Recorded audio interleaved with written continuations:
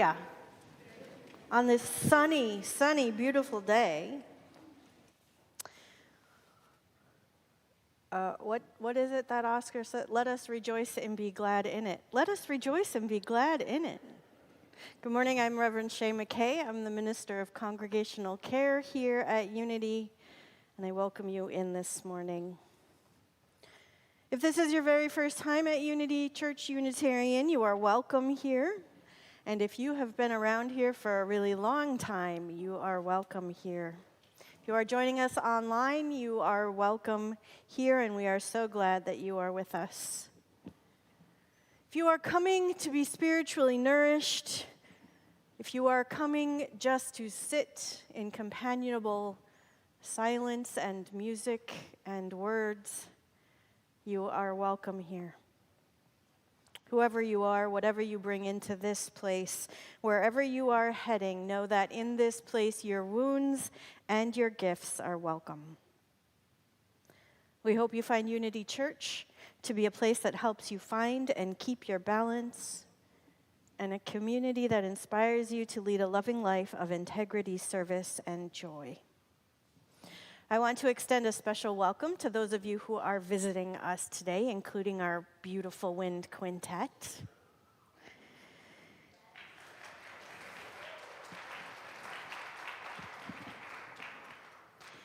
If you are new here and not in the wind quintet, there is a yellow visitor card in the pew in front of you. Please fill one out, and you can put it in the offering basket as it comes around later in the service. After today's service, finding yourself at Unity, which is a class for new members and new folks introduced to Unity, will be held in the center room, and the topic today is worship and the liturgical year. I would like to draw your attention to the insert in your order of service. Unity's art team is curating a congregation art exhibit, and everyone is invited to participate. The Our Creative Community Show will be held in February and March of 2026, but submissions are due by December 15th, so you have 1 month. Details about the show and how to submit art are on the Art Lives at Unity webpage on Unity's website. And our second announcement today, this Wellspring Wednesday. This Wednesday, come for good food, company, chapel. And the program this Wednesday, one of the main programs, is Seeking Asylum Bearing Witness. Sanctuary justice is a practice of solidarity, the refusal to let fear or violence have the last word. It calls communities to protect those who are seeking refuge from persecution, and to practice resistance that insists on the dignity of every human being. We invite you to join the Sanctuary Justice team in marking the critical victory of Sani Shaibu, church staff member and beloved friend who has been granted asylum.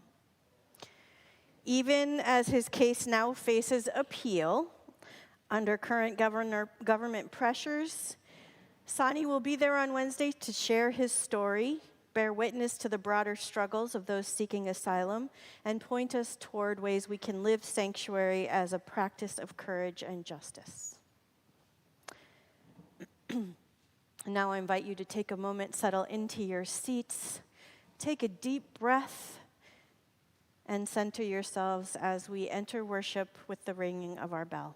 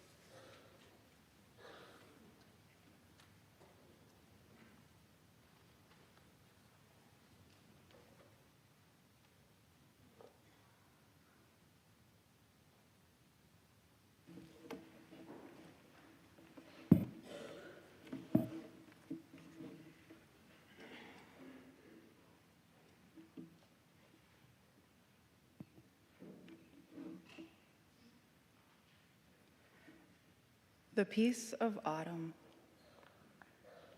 Today, the peace of autumn pervades the world. In the radiant noon, silent and motionless, the wide stillness rests like a tired bird, spreading over the deserted fields to all horizons its wings of golden green. Today, the thin thread of the river flows without song, leaving no mark on its sandy banks. The many distant villages bask in the sun with eyes closed in idle and languid slumber. In the stillness, I hear in every blade of grass, in every speck of dust, in every part of my own body, in the visible and invisible worlds, in the planets, the sun, and the stars, the joyous dance of the atoms through endless time. Please join with me in kindling the chalice flame.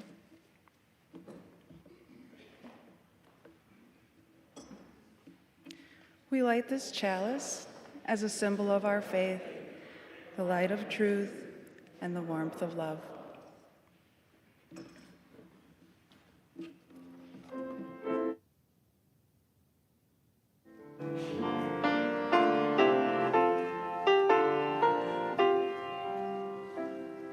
Our hymn today is number 134 in your gray hymnal.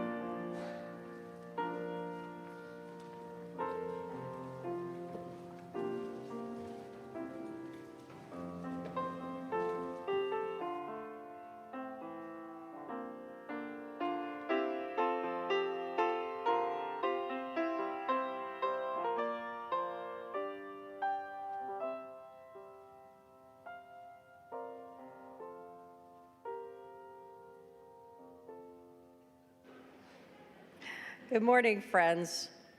Our responsive reading is in your gray hymnal, number 441.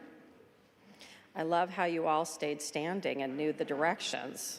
Very cool.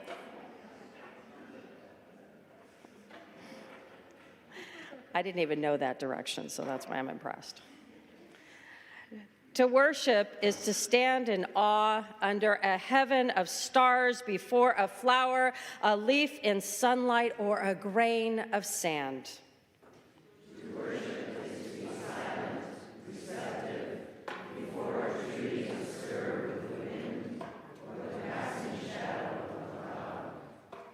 To worship is to work with dedication and with skill, It is to pause from work and listen to a strain of music.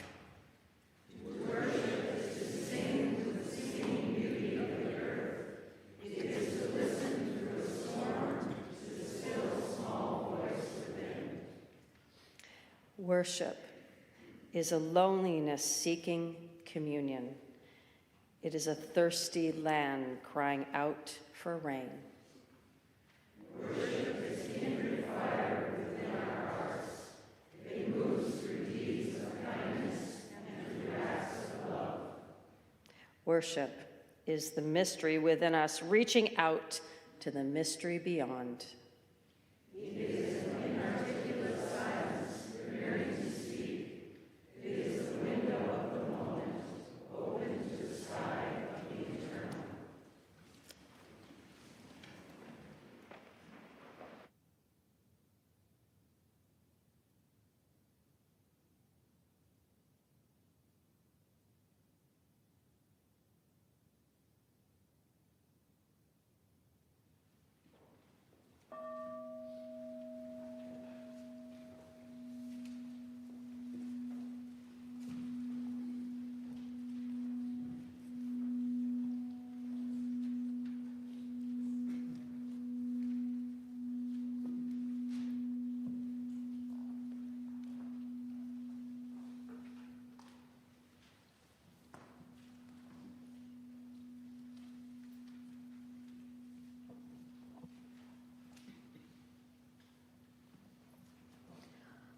Each time we gather for worship, we set aside a moment to expand the caring ministry of this congregation. We gather here together trusting that this community is wide enough and deep enough to hold us in both our joys and sorrows, in our celebrations and challenges. Together we recognize the cycle of life and death, the circle of love, compassion, and witness that is at the center of this, and every sacred community. In our community today, we hold in care and celebrate with Ross Johnson, who is the guitar player for the Unity Band. He said, "A quick check-in, my hip replacement Wednesday went great, and I'm already moving really well. It has not yet improved my guitar playing as promised, but I think that's on me." He appreciates all the kindness that this community has offered in this journey and surgery, and hopes to be back in the band by December.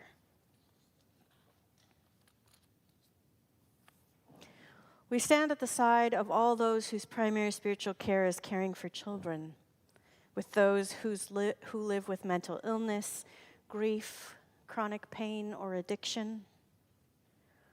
We pray for our neighbors in prison, for those in harm's way, for all of us who are struggling to stay afloat and make ends meet. And as always, we support those who rise above heartbreak to carry on the work of ending oppression in all its forms. And we celebrate. We celebrate with all who come through our doors with joy in their hearts, because this is a house of joy, and laughter is the sound of a thriving community. And we grieve. We grieve for the layers of loss and anger and fear that are present all over our lives and all parts of our world. I invite you now to speak into the embrace of this community, what you are holding in your hearts this morning.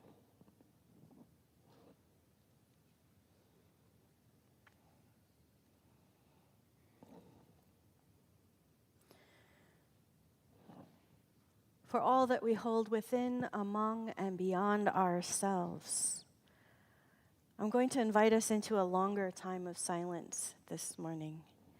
As our prayer today, I invite us into a silence not of contemplation of our own inner selves, but a silence of listening to the world around us. I want you to focus in on the sounds of the people around you, the sniffles, the shuffles, the rustling of paper, the nervous tapping of fingers as you wait for this time to be over. So let us just take a couple minutes together in silence.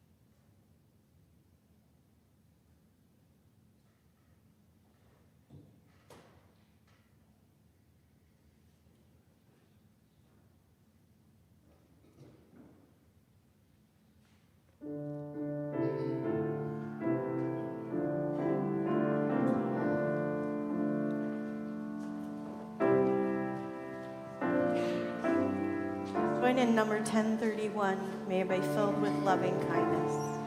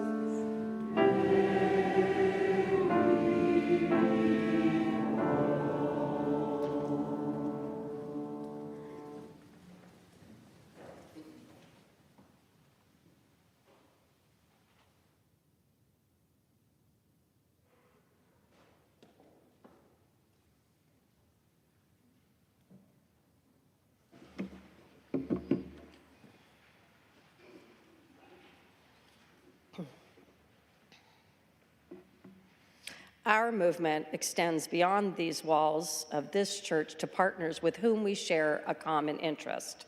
Each week, the larger portion of our offering goes to our community partners.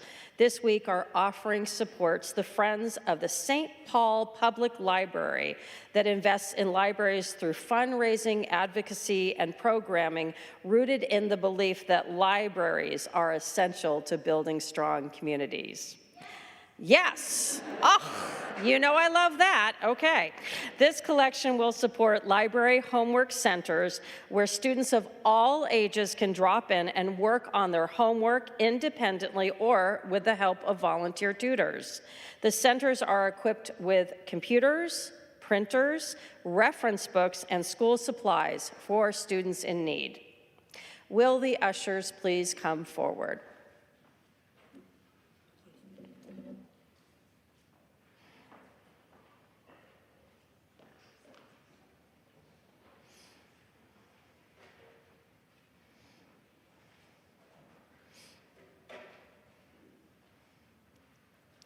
We know that when we lead lives of integrity, service, and joy, generosity is sure to follow.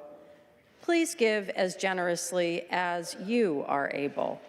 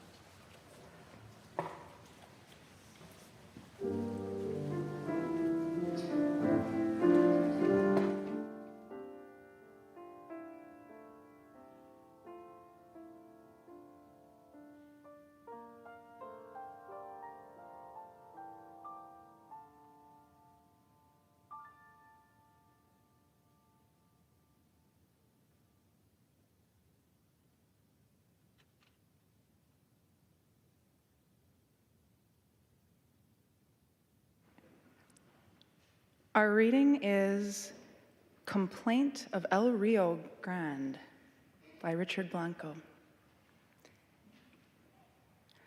I was meant for all things to meet, to make the clouds pause in the mirror of my waters, to be home to the fallen rain that finds its way to me, to turn eons of loveless rock into lovesick pebbles, and carry them as humble gifts back to the sea, which brings life back to me. I felt the sun flare, praised each star, flocked about the moon long before you did. I've breathed air you'll never breathe, listened to songbirds before you could speak their names, before you dug your oars in me, before you created the gods that created you. Then countries, your invention, maps jigsawing the world into colored shapes, caged in bold lines to say, you're here, not there. You're this, not that. To say, yellow isn't red, red isn't black, black is not white. To say, mine, not ours. To say, war. And believe life's worth is relative. You named me Big River, drew me blue, thick to divide, to say spick and Yankee, to say wetback and gringo. You split me in two, half of me us, the rest them. But I wasn't meant to drown children, hear mothers' cries, never meant to be your geography, a line, a border, a murderer. I was meant for all things to meet. The mirrored clouds and suns tingle, birds' songs and the quiet moon, the wind and its dust, the rush of mountain rain and us. Blood that runs in you is water flowing in me. Both life, the truth we know, be one in one another.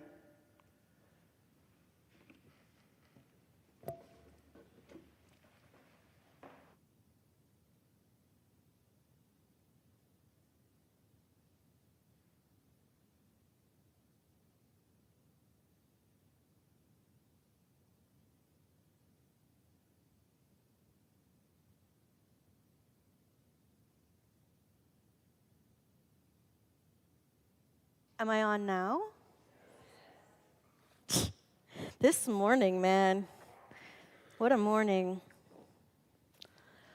I was meant for all things to meet. Blood that runs in you is water flowing in me. Both life, both the truth we know to be true. Be one in one another. All life on this planet needs water to survive. We know that. We're taught that as youngest children.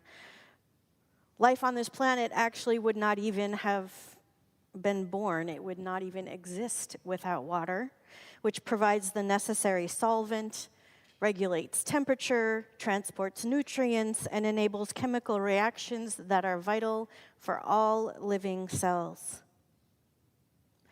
But even beyond this pale blue dot, water is abundant. Our universe is about 75% hydrogen. Oxygen is the third most plentiful element. They like to bond together and share space.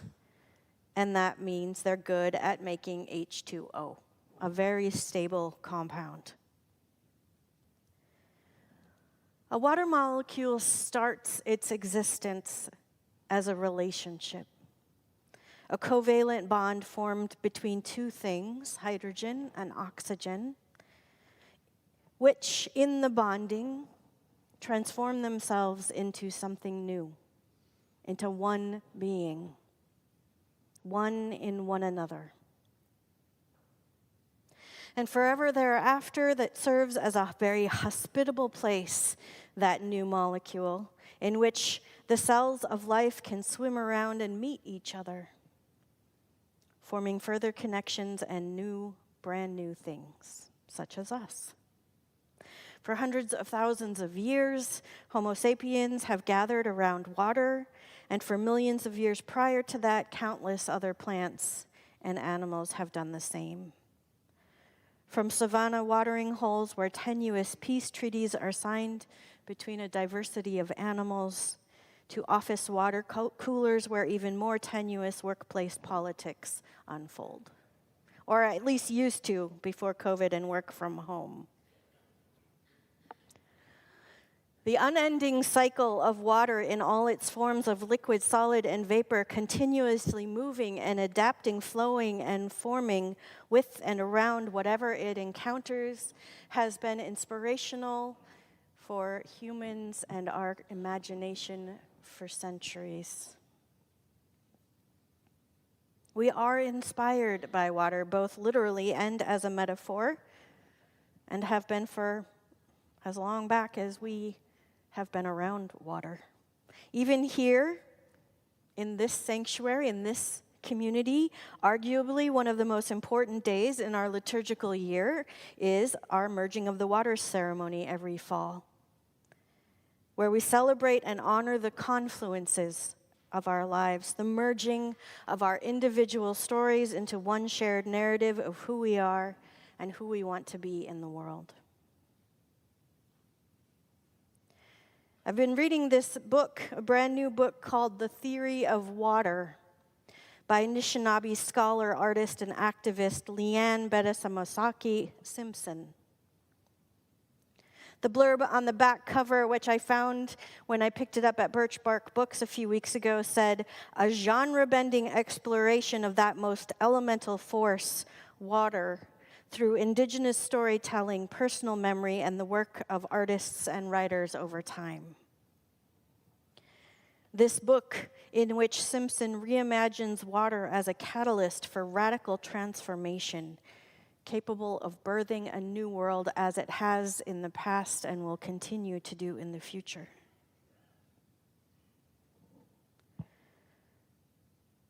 Simpson is an Anishinaabe indigenous person from living in the lands now called Canada of the Ojibwe tribes, and in Ojibwe the word for water is nibi. She says, Nibi offers us an invitation to learn from its embodied practice of cycling. It asks us to ground ourselves intimately in land and place. It teaches us about fractals and repeated patterns on all scales, that how we are in our most intimate relationships is how we should be even in our most global ones.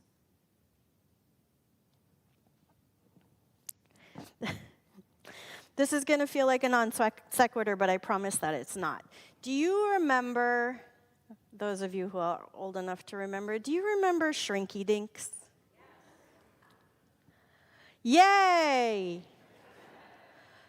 They were a staple of my childhood in the 80s. I believe they were created in the 70s by a couple of moms for their Boy Scout troop.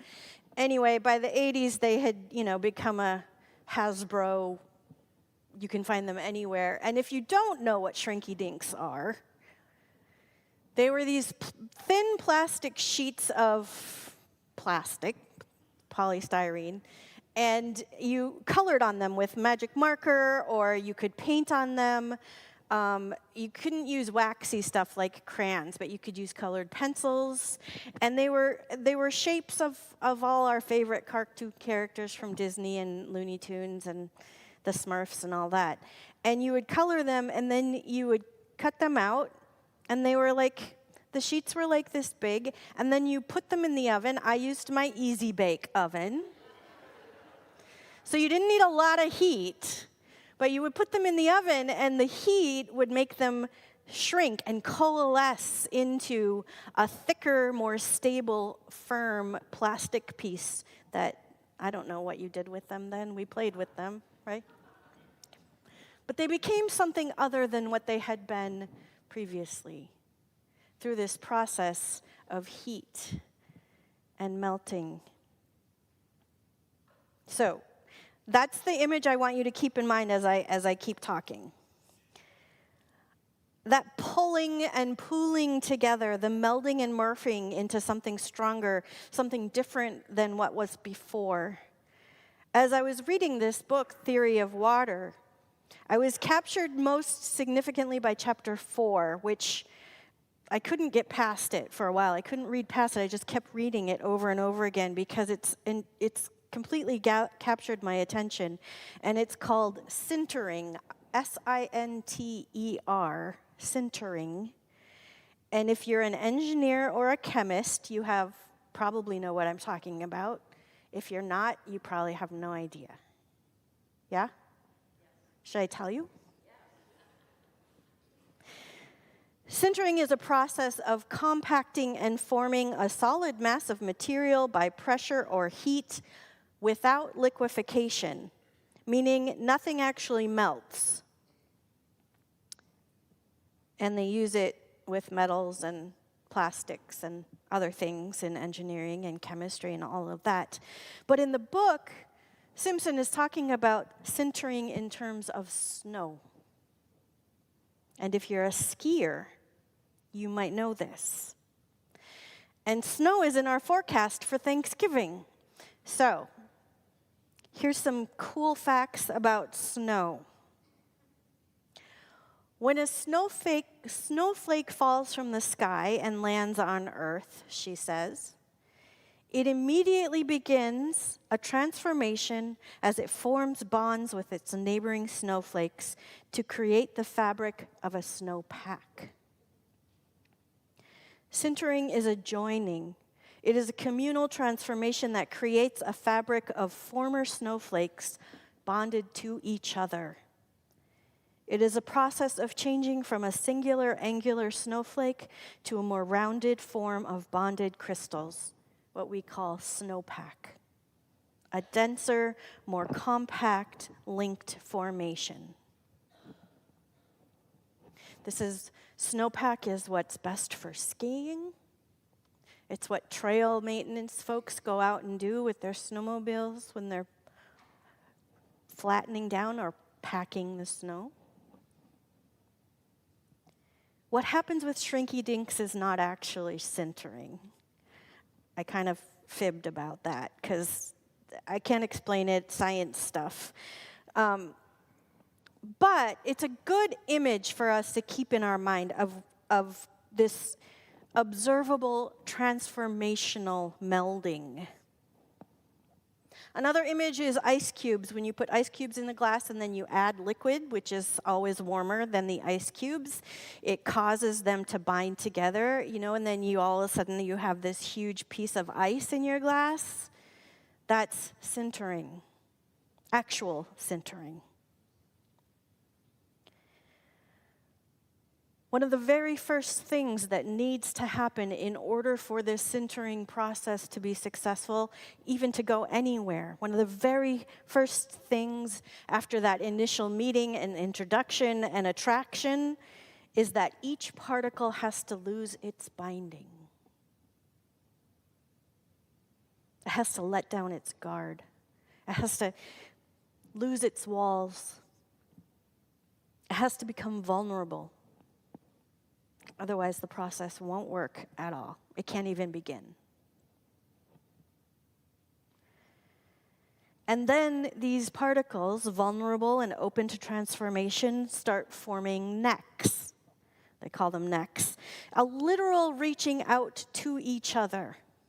They open, think of them as circles. They open a piece of their wall and stretch those arms to create a neck, to connect with the particles beside them. A literal opening up to embrace each other until there is no other and there is just a we, a one. We are meant to be one. I mean, that's just beautiful, right? I mean, it's beautiful just thinking of it in particles, in molecules. It's beautiful thinking of snowflakes doing that with each other. And even more beautiful if you think of us doing that with each other. Simpson writes, all I can think of when I'm out packing snow is this. The first thing a snowflake does when it lands from the sky world is to join bonds, actual physical bonds with its neighbors. In forming these bonds, she says, a snowflake weaves itself into its environment without destroying its neighbors, instead transforming both itself and its fellow snowflakes into something stronger, more solid and durable with more integrity. Integrity is an important word in sintering. In chemistry, integrity is internal consistency, being whole and undivided. A sintered piece of plastic or metal has more integrity than the individual pieces have on their own. In human relationship, in human consciousness, integrity means honesty and having strong principles. We have strong principles, right? Yeah? I'm worried about you.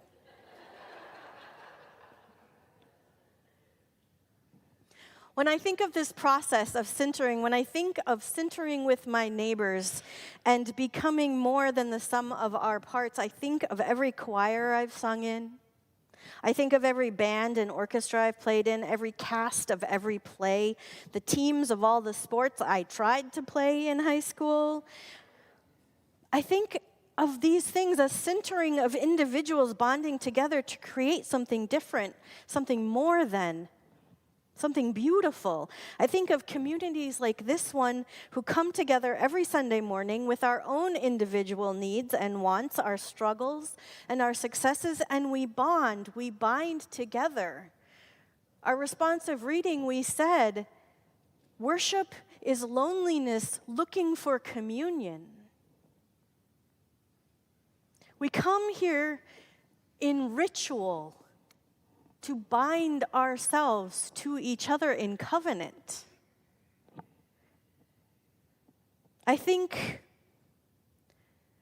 of landing in a space and weaving myself in, bonding with whatever is already there instead of destroying it or even trying to make it fit me.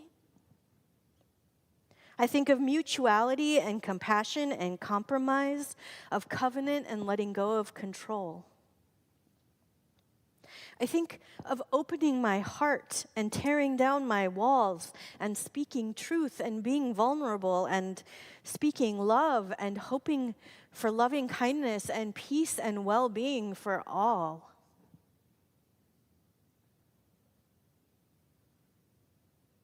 I think of coming here. The work that we dream of doing, the world that we want to build, and how overwhelming that can feel, how big, how huge. And yet I look out at all of you and I see a beautiful blanket of snow-packed snowflakes. Each of you as individual and unique as a single snowflake, and each of you as important to the whole, to the one of which we strive to become. And now that I've stroked you a little bit, I'm going to ask you to be brave and vulnerable. And we're going to do an experimental performance art piece together. You knew I wouldn't just stand up here and talk to you all morning, did you? There is an indigenous artist named Rebecca Belmore who in the early 1990s, I think 1991, was the first installation. She created these enormous megaphones, like 7 feet in diameter megaphones. And she set them on the lakes of on the shore of Lake Superior and other previous indigenous lands in Canada that were under threat of being developed and used for whoever knows, colonialism, racial capitalism, all of that. And she wanted to invite the elders of the 13 nations to come and reconnect with the land and speak to the land. And she said, there's so much noise in our world, so much noise produced by racial capitalism and misogyny and all of that, patriarchy, that we need to amplify our voices this big. So she set these 7-foot megaphones on the shores of the lake and invited these elders to come speak to the water, speak to Mother Earth, and speak what was on their hearts. Just reconnect, form bonds. She then took these megaphones all around Canada into the national parks up there, into all different places onto reservation land, and had them speak to the land. And then 20 years later, she inverted those megaphones, put electronic amplifiers in them, and had the water speak back. And at that point, it was our turn to listen. And they airlifted these into national parks. Nobody knew where they were. They just dropped them in. Well, they didn't drop them. They put them down in the middle, out in the wilderness, and you would just come upon them when you were hiking or exploring. And you were just invited to sit there and listen to nature speaking to you, to Mother Earth talking. So our performance art, this was performance art. So our performance art piece today, it was performance art, but it was also ritual, right? The elders and the indigenous tribes came together. They set up like camps around these megaphones, and they would have fires and share food and stories while the elders were speaking. And so it became ritual, it became prayer, it became increasingly important and meaningful and powerful. And here we are today in ritual together, in prayer, and I'm going to invite us to do our own performance art. So, open your hearts. Let down your guard. Make yourself vulnerable. You're safe. And I want you to take just a moment right now to think to yourself, I am becoming part of a we. We are forming a community here. We are centering ourselves into a covenantal community of action and prayer and reflection and beauty.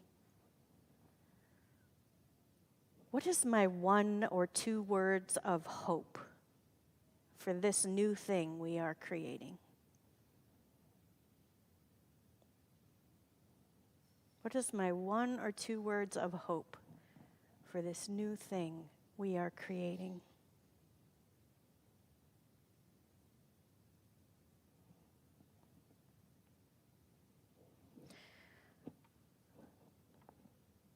And when you feel ready, I want you to speak that. I want you to speak that to this space. I want you to speak that to me.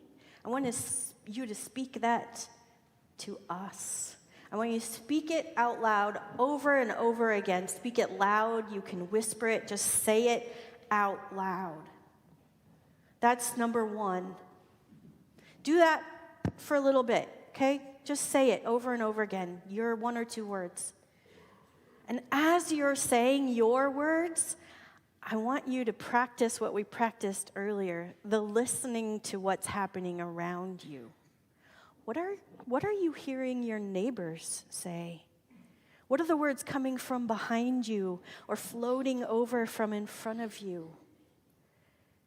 And if something in there piques your interest, if something in there, you're like, oh yeah, I want that too, then start saying that instead. And just keep doing that. Just keep listening. You can change. We can have all the dreams in the world. You can change what it is you're saying. And I have no idea what's going to happen. I would like to think somehow, some way, we're all going to start saying the exact same thing, but I doubt it. It's just going to be chaos. But that's okay, because we're practicing. And we're just going to do that for a while. And I want you to say what your hope is, and then I want you to listen to what else you're hearing and say those hopes.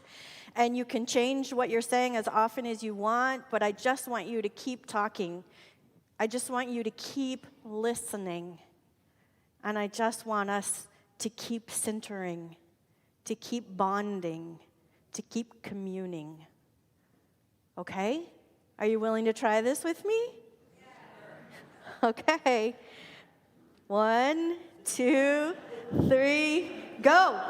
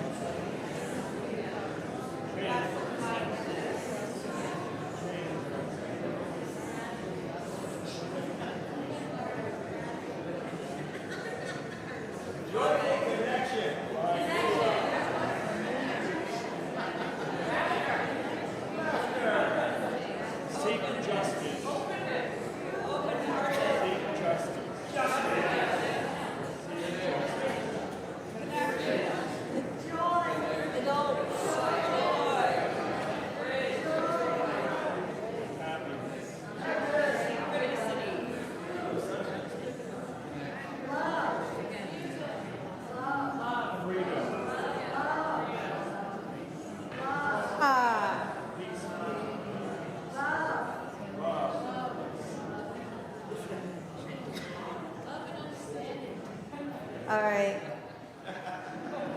That was beautiful, actually. That was beautiful. Here's what I heard a lot of: synergy, connection, justice, joy, and love. Does that sound like a pretty good hope and dream for us? I think so. Some friends of mine and I do a communal grief ritual for anyone in the community who needs to come just be in their grief together with others. We do it at Lakewood Cemetery once a month. You're all invited. Actually, we're doing it here at Wellspring Wednesday on December 3rd.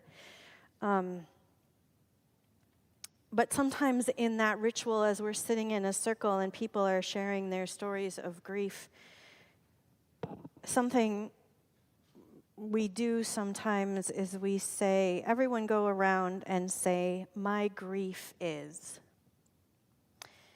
And people will say things like deep, constant, insistent, unending.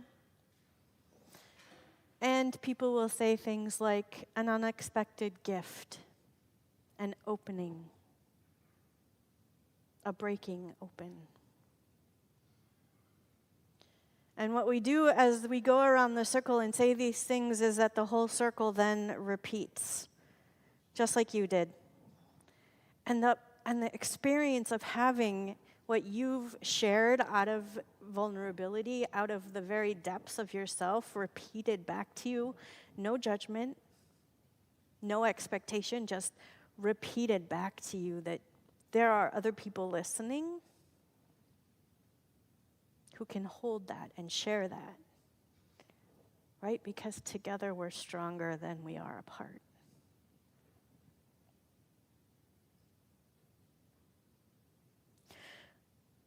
Worship is a loneliness looking for communion.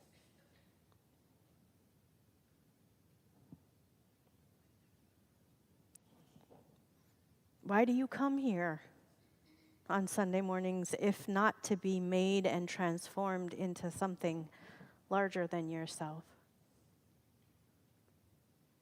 If not to become a part of a beloved community?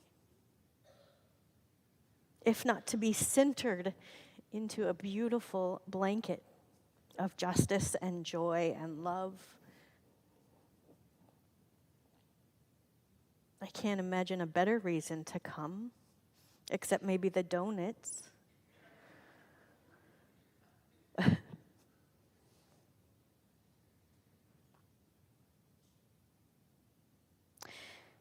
Simpson, in one of the last chapters of the book Theory of Water, she says this, and these are my closing words. Nibby, water, decenters itself. It leaks, it moves, it flows, and it reconnects. Not as real estate or enclosure or property, but as a living network, linking endless forms of life working with each other to bring about more life, more diversity of life, more abundance of life. Water is a matrix of bonds and attachments amongst living things of all kinds, a cascade of living beings across time and space on a cosmic scale, extending into ancient times and into the future. Water is a network. And the thing about a network is that the individual beings aren't so important, but rather the quality and strength of the relationships between them is what matters most. May you be filled with loving kindness. May you be well. May we be well. Amen.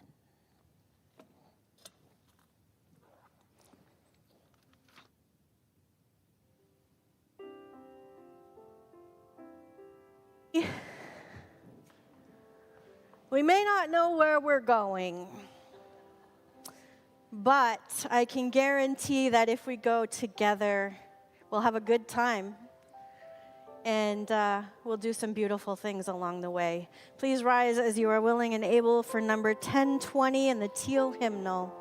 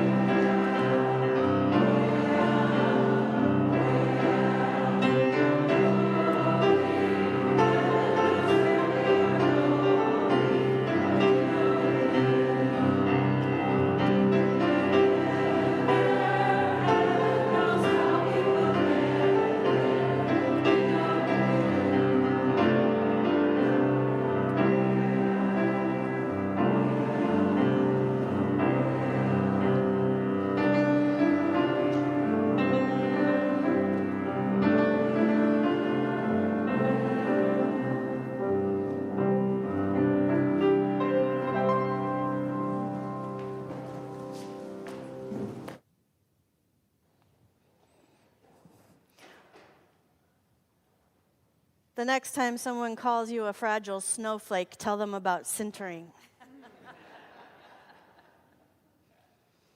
My friends, we are here together because we know that by coming here and being together, we can get somewhere beautiful in this world and we can create a better world. Let us keep doing so and trust in that process. Go in peace and have a beautiful day.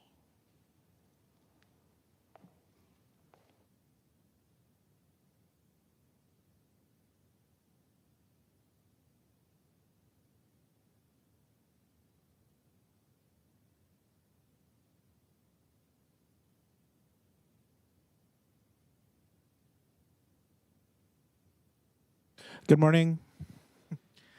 Good morning. I didn't tell her I was going to use this mic. Good morning, everyone.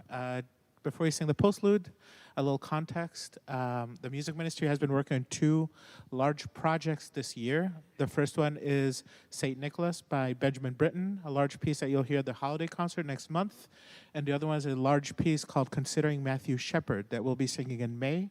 You've heard a few movements from it throughout this fall, and now you're going to hear a new one. This piece is about a teenager, Matthew Shepard, who was murdered for being gay in Wyoming. And composer Craig Hilla Johnson wrote a large work sort of exploring all sorts of things related to that. So this movement, it comes from the middle of the piece, where the story goes that the sheriff's deputy that found Matthew the next morning also saw a doe that was in the area. So the poet wrote a song where he imagines the doe and Matthew singing to each other as a sort of blessing.